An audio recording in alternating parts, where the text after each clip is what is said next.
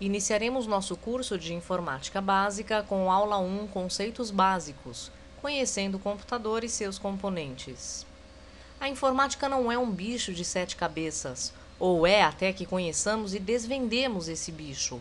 Tudo que é desconhecido para nós sempre nos parece algo difícil de ser dominado, mas temos que lembrar sempre que o computador é feito por pessoas e para servir as pessoas. Portanto, por mais complicado que possa parecer, não é algo indecifrável e indomável. Na verdade, vamos descobrir que é até algo muito simples, bastando conhecermos como ele funciona. Por mais que você ache que não entende nada de computadores, é impossível ser mais burro que eles. Lembre-se que você é o ser pensante que está sempre no comando. O que é informática? Informação, mática, automática. A informática existe para nos servir, reduzir o tempo em que digitamos uma carta, aumentar a certeza de nossos cálculos, diminuir o consumo de energia nessas operações e baratear o preço das coisas e serviços. Daí o seu nome, informática, informação automática.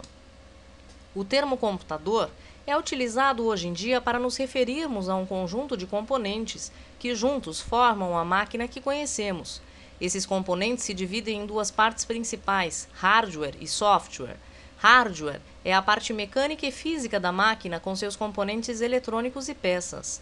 Software são conjuntos de procedimentos básicos que fazem que o computador seja útil, executando alguma função.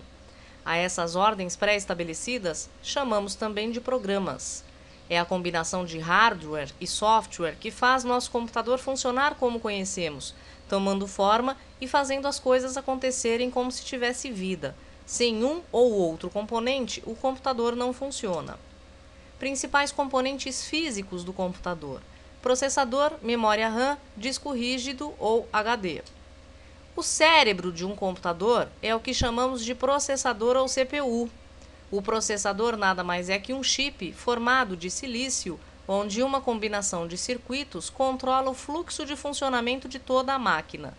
Quando mandamos o computador imprimir uma página de algum documento digitado, por exemplo, é o processador que irá receber esta ordem, entendê-la, enviar um comando para que a impressora funcione e imprima. No chip do processador estão as instruções de como ele deve se comunicar com os programas que você estiver usando e a quem e como ele deve enviar as instruções que você executa no programa. O processador principal fica localizado em uma placa denominada placa-mãe, junto com os circuitos elétricos que interligam a placa ao conjunto de componentes do computador.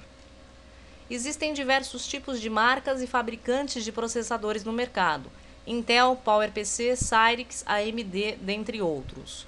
Atualmente, a Intel é a principal fabricante de processadores para PC.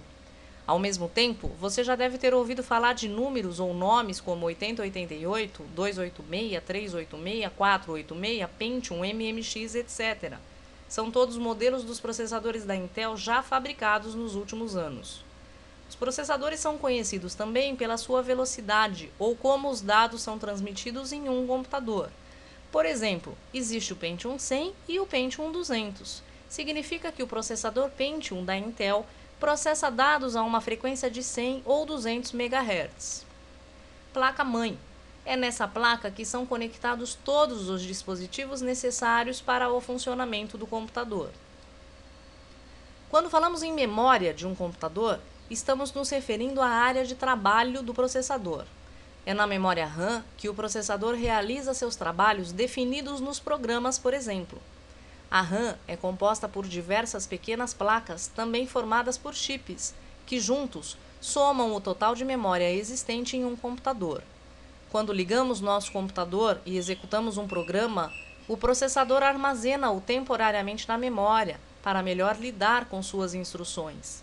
A RAM é também chamada de memória volátil, porque os dados que são armazenados nela não permanecem quando desligamos o computador. A RAM é apenas para trabalho. Para um bom funcionamento de um computador e de seus programas, quanto mais memória, melhor. Significa que quantas placas de memória a mais nosso processador tiver à sua disposição para armazenar nela seus dados e realizar ali seus trabalhos, melhor. Se tivermos a tarefa de fazer um desenho em um papel, poderemos fazer isso em uma mesa pequena, usando apenas um lápis e uma folha. Entretanto, se tivermos que construir uma cama usando ferramentas de corte e madeira, não poderemos fazer isso em uma mesa. Será necessário uma sala. Imagine se precisamos construir um carro, peça a peça, usando centenas de ferramentas e materiais. Precisaríamos de um pátio de fábrica no mínimo. Neste exemplo, você seria o processador realizando essas tarefas. As ferramentas que você teria seriam os programas ou softwares, e os lugares para a realização do trabalho e armazenamento temporário das ferramentas seria a memória. Portanto, lembre-se, dependendo da tarefa e do tamanho do programa, irá variar a memória necessária para isso. Como são medidos os dados? A forma como a arquitetura de um processador foi elaborada faz com que ele se comunique apenas através de chaves positivas e negativas, assumindo valores 0 e 1. Isso significa que para cada ordem que mandamos o processador executar, ele realiza milhares de operações apenas usando as chaves 0 e 1.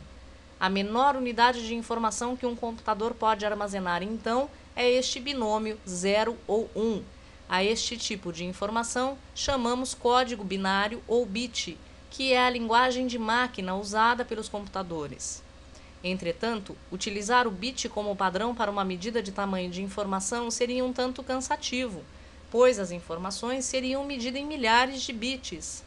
Por isso, a unidade padrão de medida na informática é o byte, que é o conjunto de 8 bits.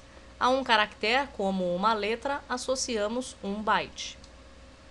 Essa arquitetura não parou aí, pois à medida em que os dados iam ficando maiores, era necessário aumentar os padrões de medida. Utilizou-se então a base 2, as possibilidades 0 ou 1, e o expoente 10 para os próximos padrões métricos de dados no computador. Assim, as grandezas variam sempre a cada 2 elevado a 10 ou 1024 bytes. Bit, 0 ou 1, menor unidade de dado. Byte, conjunto de 8 bits ou um caractere. Kilobyte, 1024 bytes. Megabyte, 1024 kilobytes. Gigabyte, 1024 megabytes. Terabyte, 1024 gigabytes. Se o processador é quem executa nossas ordens e é na memória que ele trabalha, será no disco rígido ou HD, onde ele armazenará as informações de modo permanente. O HD armazena os dados em discos magnéticos que, como uma fita cassete, mantém a gravação por vários anos. Estes discos giram e uma cabeça de leitura móvel faz o trabalho de gravar ou acessar os dados em qualquer posição nos discos. O disco rígido possui em média de 40, 80, 120 GB de capacidade de armazenamento e é onde o computador lê as informações que serão processadas. Essas informações são guardadas sob a forma de arquivos, que são a unidade de armazenamento de informação em discos. Nossos arquivos podem ser de programas, textos, banco de dados, documentos, etc. E seu tamanho também varia. Quando o processador lê um arquivo, o armazenamento na memória, ele apenas o copia para lá, permanecendo o arquivo sem modificação no HD, a não ser que você queira alterá-lo. A operação de inserir um arquivo no HD chama-se gravar, e a de retirar um arquivo chama-se excluir ou deletar. O HD se localiza dentro do gabinete do computador e, além de não estar visível, é totalmente lacrado, impedindo que qualquer impureza penetre no disco e o danifique. Quando trabalhamos com um HD gravando arquivos, nosso disco gira centenas de vezes por minuto, onde uma cabeça magnética de gravação insere os dados binários na estrutura do disco sem querer tocá-lo. Para que um disco possa estar útil, é preciso que esteja formatado, ou seja, tenhamos criado no disco os lugares para o armazenamento magnético de nossos dados. Podemos comparar um HD a uma estante em nossa biblioteca, onde armazenamos nossos livros para leitura. É no HD onde nossos arquivos são armazenados. Aí está a estrutura de um computador aberto com a placa-mãe e seus componentes eletrônicos. Esperamos que todos tenham gostado e até a próxima aula.